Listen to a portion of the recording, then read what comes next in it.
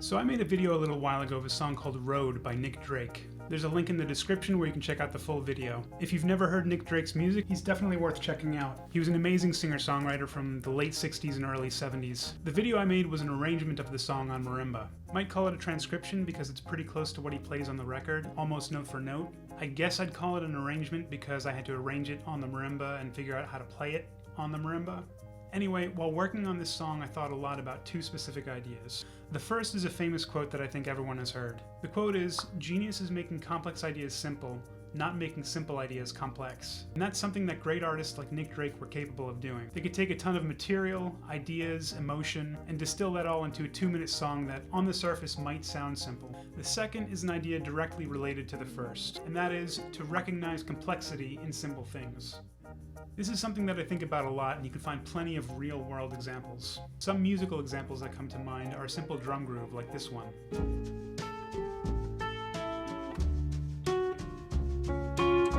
That's Kenny Wollesen playing on Norah Jones's Don't Know Why.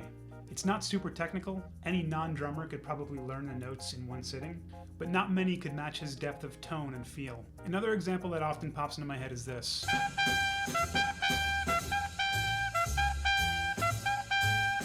That's Miles Davis on the tune Sid's Ahead off the record Milestones. It's a section of the solo where he repeats the same 3-note phrase 8 times in a row. It's not technically difficult, but the intent behind it, the rhythmic placement, the contrast to what comes before and after, how he uses the simplicity to tell a story, there's a lot going on.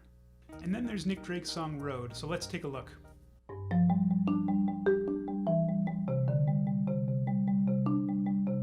So the entire song is only 38 bars and can be broken down into 3 sections. A section, B section, and bridge. And each section is in the same key. On Nick Drake's original recording it's an F sharp, but I moved it up a half step to G because it sits better on the marimba.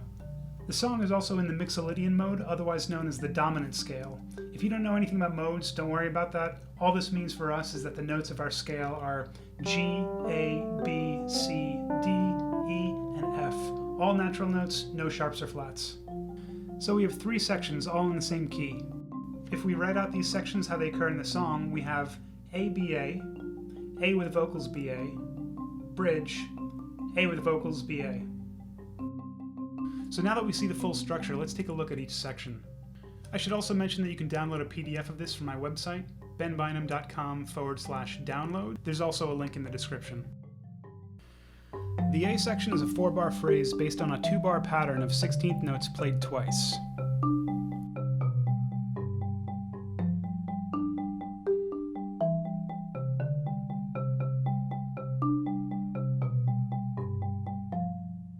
The B section is also a 4-bar phrase based on a 2-bar pattern of 16th notes played twice. But we have a descending triplet that breaks up the rhythm slightly. And at the end of the section, 1 beat is dropped to create a 3-beat phrase. These are both subtle changes, but enough to provide some contrast to the droning 16th notes. The bridge is another 4-bar phrase based on a 2-bar pattern of 16th notes. The second measure of this pattern is actually the second measure of the A section, so it's not entirely new material.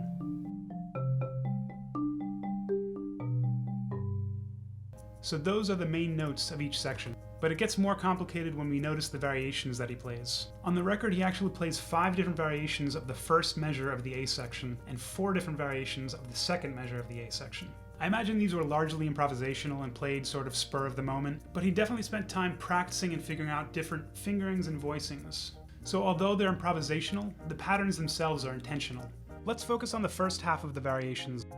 I've labeled them A1A through A1E. A1A, or the first measure of the A section, sounds like this.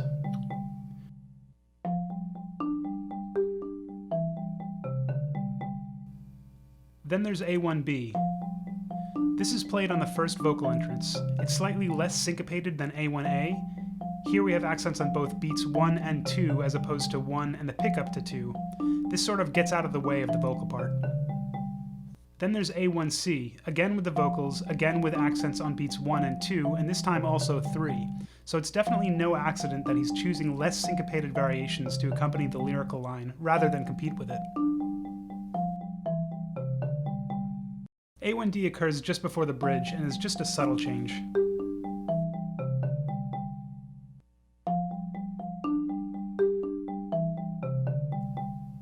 and A1E is the last section with vocals, and back to accents on beats 1, 2, and 3 to accompany instead of compete.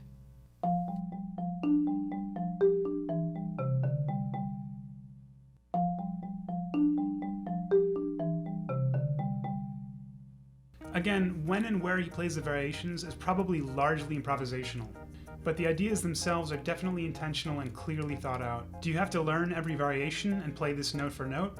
No, but they're a very important detail to what he's doing and how he makes the music not only interesting, but a living, breathing thing that has his unique fingerprint. There's a lot more that I could go into, like the artistry of his finger picking, the challenges of carrying this over to the marimba and approximating a similar feel, or even the brilliance of his lyrics. But I'll leave it there for now, otherwise this is going to turn into an hour-long video. Anyway, I hope you found this interesting. I always find some great insights by digging into the details of a song or an idea, and I've got some other videos in the works, so until then.